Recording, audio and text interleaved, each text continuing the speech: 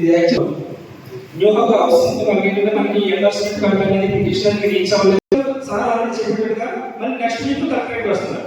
So ఇది చాలా చాలా కేసెస్లో రిపీట్ అవుతుంది కాబట్టి మనం ఎండోర్స్మెంట్ కాపీ ఇస్తూ వారికి ఏ విధంగా ఇష్యూ ఏం జరిగింది, ఇక్కడ అవుతుందా లేదా, నెక్స్ట్ ఏ లెవెల్లో అవుతుంది, గవర్నమెంట్ లెవెల్ అయితే ఎస్ఐజీ పీరియడ్ సార్ చెప్పేట్టుగా ఒక 45 days 60 days ఉంటే వాళ్ళు 2 months టైం పడుతుంది. ఇది ఇంకా ఎంక్వైరీ చేయాలని చెప్పేసి డీటెయిల్ ఎక్స్ప్లెయిన్ చేస్తే మళ్ళీ పిటిషనర్ స్కీములుగా చాలా స్కీమ్స్ అనేవి మనకు ప్రీవియస్గా రావడం జరిగింది. సో వాళ్ళకి ఆ టైంలో ఇందిరమ్మ స్కీమ్లో కానీ ఎన్టీఆర్ హౌసింగ్ స్కీమ్లో కానీ వాళ్ళు హౌసింగ్ స్కీమ్ తీసుకున్నారు. కానీ ఇప్పుడు వాళ్ళు అక్కడ అప్పుడు ఏదో షెడ్ మళ్ళీ రిపీటెడ్గా వాళ్ళు తిరుగుతూ ఉన్నారు అనమాట. సో నెక్స్ట్ అది రీఓపెన్ చేస్తే వాళ్ళు మీరు గతంలో ప్రీవియస్ మళ్ళీ సేమ్ ఫ్యామిలీకి స్కీమ్ ఇవ్వడం కుదరదని చెప్పేసి ఆ రెండర్ ఐడి నెంబర్తో సహా ప్రీవియస్గా హౌస్ శాంక్షన్ అని చెప్పేసి నెక్స్ట్ టైం మళ్ళీ వాళ్ళకి స్కీమ్ ఇవ్వడం కుదరదని చెప్పేసి రెండర్ చేస్తారు.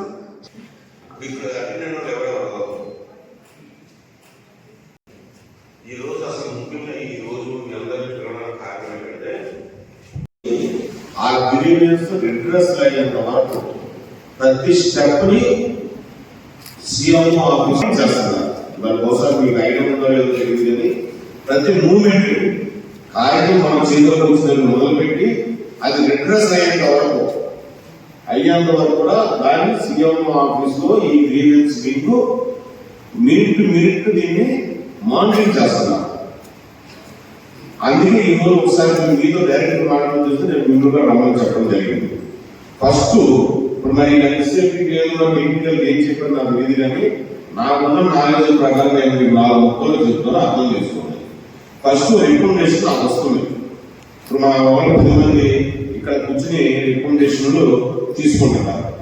ఫస్ట్ మీ 10 మంది నేను ఎందుకు అడిగానంటే మీరు గ్రీవెన్స్ తీసుకునేటప్పుడే మీకు చదివే టైము లేక చదివే ఓపిక లేకపోతే వాళ్ళని అడగండి ఏంటి మీ సమస్య, వాళ్ళు చెప్పిన దాన్ని మీరు ఆఫీస్ అప్లికేషన్ చేయండి.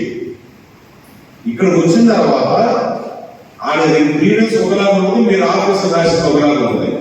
ఇప్పుడు నేను ఇక్కడ మారుతాం అంటే ఆన్లైన్ ఆర్గనైజ్ అయితే ఉంటుంది, నేను మార్చడం కుదరదు.